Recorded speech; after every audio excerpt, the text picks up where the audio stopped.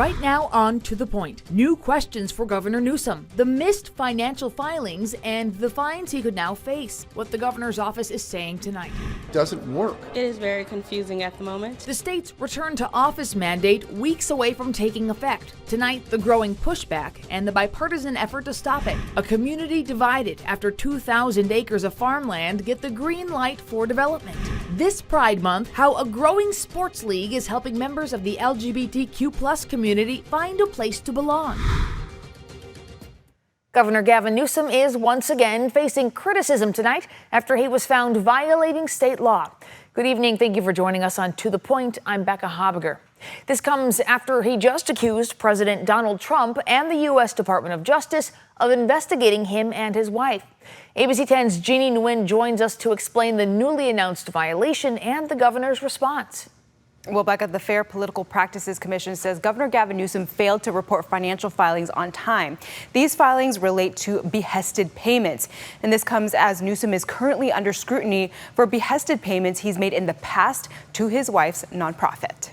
What the FPPC really found here is that Governor Newsom had failed to disclose these behested payments within the required time period. Sometimes it was about double the time period. In other cases, it went from almost a month to about a year. According to the Fair Political Practices Commission, or FPPC, a behested payment is a charitable donation made at the request or direction of an elected official.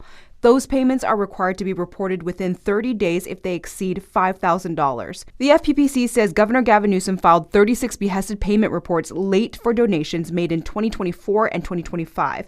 Most of the money went to the California Fire Foundation during the Los Angeles wildfires. Even though this is all about disclosure and this is all about just the lateness of the disclosures, that doesn't mean that there's no violation. There will still be a penalty, and it looks like Governor Newsom has still agreed to pay that penalty. The FPPC says Newsom agreed to a $31,500 fine.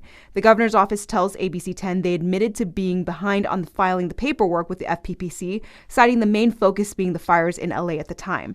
This comes as Newsom says he is facing a different investigation. He released this video on Monday accusing President Donald Trump of using the Department of Justice to investigate him and first partner Jennifer Siebel Newsom without sufficient evidence of a crime. That his campaign has reached my own home to get me. He's coming after my wife, Jen, a public servant, a woman who's dedicated her life to supporting women and girls. The governor's office says they also sent a records request to the DOJ seeking information on the investigation. Republican Assemblymember Carl DeMaio is now asking the FPPC and Attorney General to review the potential use of taxpayer dollars in requesting these records. And this is a personal case against him and his wife.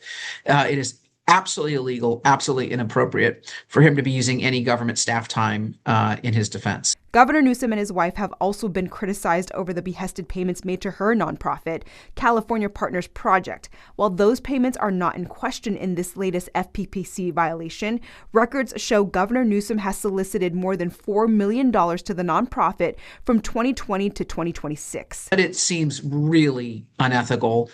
It's an apparent conflict of interest to be raising money for your wife's nonprofit. And we're talking about people with business directly before the executive branch. Records show on each behested payment in question that Siebel Newsom is the governor's spouse. If the public official's family is affiliated with that organization, you really want to make sure it's a bona fide organization. You're looking to see if it has the indicia of being a real nonprofit. Again, Newsom has agreed to pay a $31,500 fine for the violation. A spokesperson for the governor's office says they also reported the issue to the FPPC first and that no funds were misused. They want to clarify this FPPC violation is not in relation to the current DOJ investigation that Newsom says he and his wife are being targeted in. Becca. All right, Jeannie, thanks for breaking that all down for us. Well, tonight, the U.S. Labor Department is warning states, including California, to take action to combat unemployment fraud, or those states could lose funding. The Labor Department said poor oversight, outdated technology, weak identity verification, and lax control have caused fraud to flourish. It cited problems in California, Illinois, and New York. Governor Newsom's office blasted the move and criticized lax regulations and rushed distribution of unemployment benefits by the first Trump administration during the COVID-19 pandemic. The federal Labor Department did not immediately respond to questions from the Associated Press about the details of the alleged fraud. The debate continues over Governor Newsom's return to office mandate for nearly all state employees, which is set to take effect in less than 2 weeks. ABC 10 State Matters political reporter Jenny Haas spoke with state employees over their continued opposition. And I urge your support. Would like to ask you and beg you, please support this bill. Thank you. Wednesday morning, state employee after state employee took to the mic to oppose Governor Newsom's return to office mandate. Doesn't work. It is very confusing at the moment. It takes effect July 1st, implementation already delayed from last year due to strong opposition from these unions. Nearly all state employees will be required to work in person at least 4 days a week. Gas is really expensive, parking is really expensive, extra childcare is really expensive. I have yet to hear from, the government that we will be compensated in any way, whether it's through raises or through transportations or any type of stipends. Ann Hilborn, a scientist with the California Department of Fish and Wildlife, points to her own experience to oppose the sweeping mandate. I was hired fully remote, I was trained fully remote. Lengthy commute, a pushback point. Now we have employees from throughout the state, which we never had before. Another opposition point, greenhouse gas emissions from increased traffic. We asked CASE, the Union for State Legal Workers, about their environmental lawsuit against the RTO mandate. Is it a delay tactic, or is it genuinely folks are concerned about emissions? No, we're serious about emissions. It's also about logistics. Each state department must navigate its own parking, desk space, and other accommodations. What are you hearing from your individual departments? Are most of them ready for this implementation? Okay. We obtained a memo from the Department of Water Resources to its staff. The department acknowledges space issues and that some may be assigned to a temporary workstation apart from their division or office. There are also discussions for the department to relocate to address space. The California Department of General Services, which is assisting departments with space, confirms some agencies are facing those challenges. But Newsom has remained firm last year and as recently as last month. This is 4 days a week. This was the gold standard dream. We've been previewing this for years now, and we want to get it done. State employees now have the support of the majority of the Assembly via a bipartisan bill that would require departments to justify mandating work in person. The bill was heard in its first Senate committee hearing Wednesday morning. Is really reflecting the modern reality of the workplace. Jenny Ha, ABC 10. And that bill passed 4-1 and will continue advancing through the legislature. But even if it heads to the governor's desk, it's unlikely he will sign it into law. Well, still ahead on To The Point, a controversial housing project gets the green light. Tonight, the concerns about water, traffic, public safety, and more. And later, we're celebrating Pride Month with a growing sports league bringing hundreds of people together, building friendships and redefining what it means to play as an adult. And we've got some cooler temperatures on the way over the next few days, but we also have some better chances for Sierra thunderstorms, and some of that could be dry lightning. I've got a full look at that forecast after the break. But first, in other headlines tonight, 139 pounds of the illegal drug cut was seized by U.S. Customs and Border Patrol. The drug was being shipped in air cargo from Ethiopia to Sacramento. Cut, known as Abyssinian tea and African salad, is typically grown in East Africa and the Arabian Peninsula and is chewed for its amphetamine-like effect. The defense team for Luigi Mangione now plans to use a psychiatric defense at his murder trial.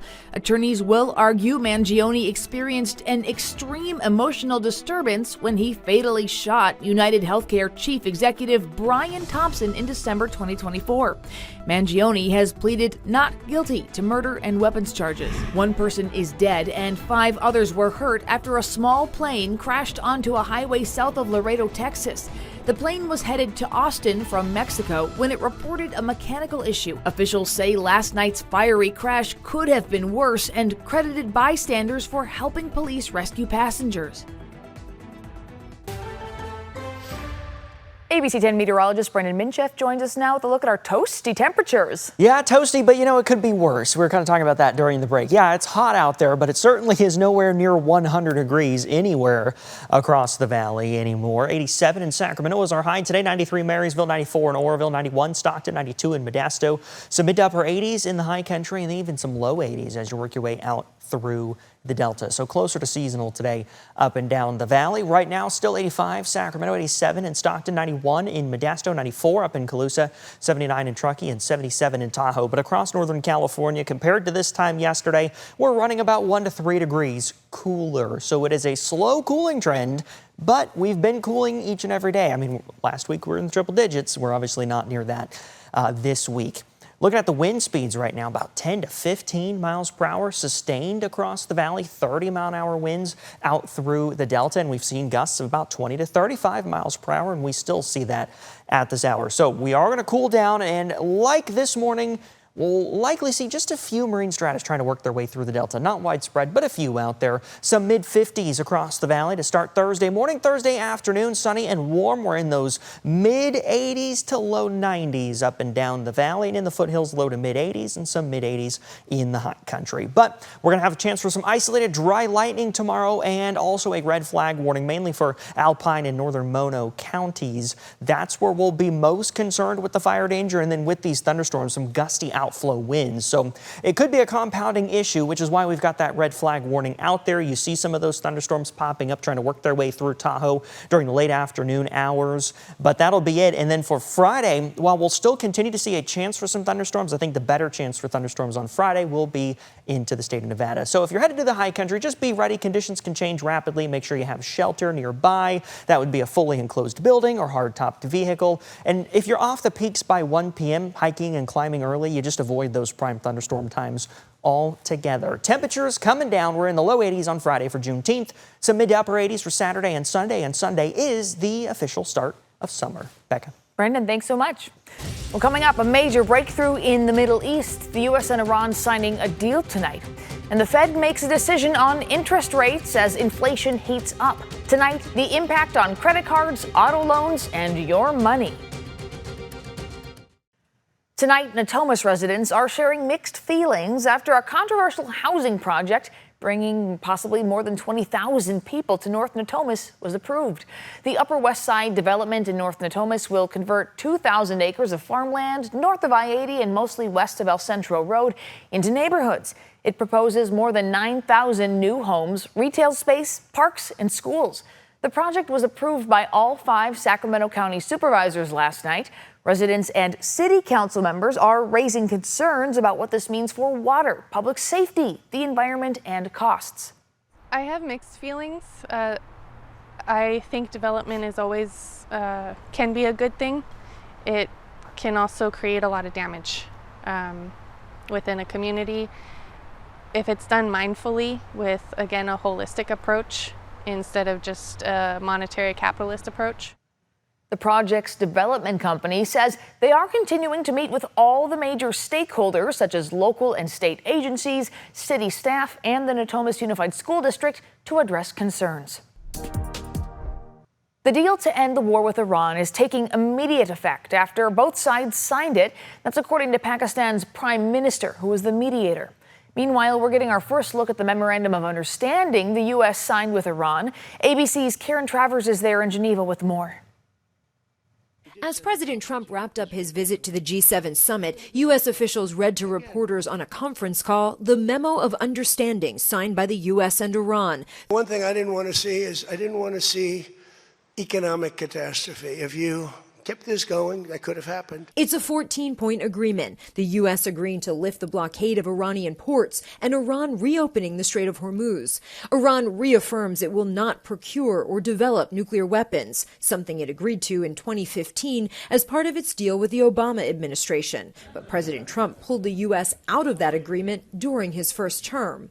Iran could see significant financial reward once this agreement is implemented. The deal would lift sanctions on Iran following further further negotiations. It would eventually make fully available frozen or restricted funds and assets of Iran, and Iran would be allowed to freely sell oil immediately. The U.S. would also work with regional partners to develop a plan for a $300 billion reconstruction and economic development fund for Iran. Only if they're doing things right. There will now be 60 days of negotiations over the future of Iran's nuclear program. There's not one nation that came to us and said, please, sir, keep dropping bombs on them. Still unsettled, the removal of Iran's stockpile of highly enriched uranium and the issue of tolling in the Strait of Hormuz. The agreement says it will be toll-free for 60 days, but says Iran and Oman will work together to define the future administration and maritime services there. Iran's foreign ministry today reiterated that the U.S. and Iran pledged to stop the war on all fronts, especially Lebanon, something that Israel has not agreed to, a potentially major roadblock for the U.S.-Iran deal. Karen Travers, ABC News, Geneva, Switzerland. From auto loans to credit cards, people eager for cheaper borrowing costs will have to wait. The Federal Reserve today kept its key rate unchanged. It's the first decision from the Fed since Trump nominee Kevin Warsh began his 4-year term as chair. The decision comes at a key moment in the nation's economy. Days after President Trump announced an agreement with Iran and the war, inflation is rising, surpassing 4% for the first time in 3 years. You also have the continued massive amount of spending from tech companies fueling more of a boom in our economy than a bust. And that's an inflationary pressure. And then, by the way, we've got hiring picking up. So there's not a lot of dynamics to point to for Fed members and the chair himself to point to cutting interest rates. Stocks dropped today. The Dow, NASDAQ, and S&P 500 all slipped immediately after the Fed's announcement. Still ahead, a local rec sports league is creating teams where everyone belongs and bringing the LGBTQ plus community and allies together.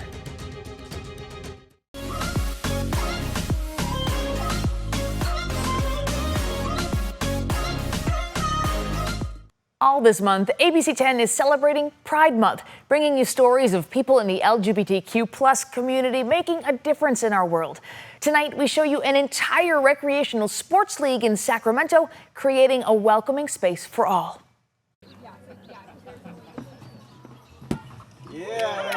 Nice. Who says kickball is just for kids? Nice kick, Erin. On most Saturday mornings, Sacramento's Tahoe Park is alive with cheering. Go, go, go, go, go. Nice, Amy.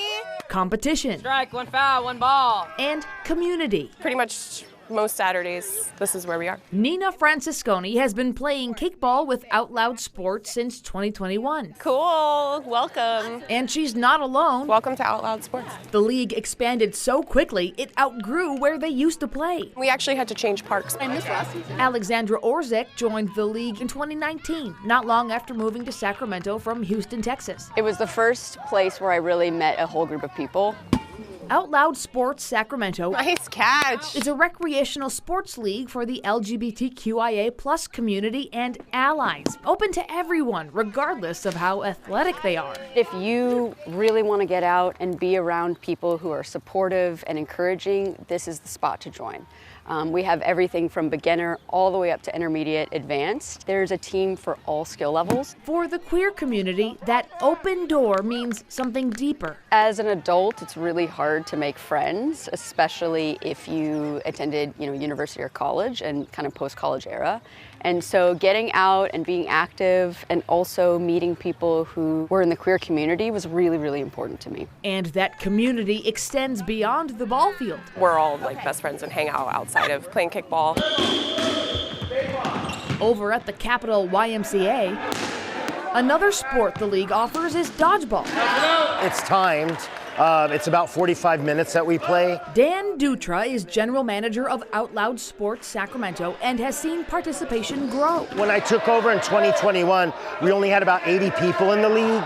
That was only kickball. Now we offer dodgeball, volleyball, cornhole, bowling, and kickball, and we have about 1,000 people now in the leagues. He says that happened without a single ad. Yeah, it's basically word of mouth. Dan moved to Sacramento from a small Central Valley town and says the first thing he looked for was a sports community. Sometimes as queer people, our only connection is at the local bar. And there's nothing wrong with that at all, but you also want other things to be in common that you can do with other people. Sports bonds people, and I think sometimes growing up as queer, you don't experience that, so I'm really brings me joy to bring that to our community. The league's reach goes beyond Sacramento. Out Loud sports players have the option to travel to compete in other cities. It's nice to meet other individuals from other queer communities. I think connection is really not talked about enough, and really vital for just the human spirit and for us to feel fulfillment. And every Saturday, that connection shows up right here at Tahoe Park. You can find the league at OutLoudSports.com/Sacramento. There are a variety of sports offered all year round. Well, thanks for watching and inviting us into your home. If you have a story, you can email us at tothepoint@abc10.com. You can also download our free ABC10 streaming app to your TV. Have a great and safe night. Jeopardy is next.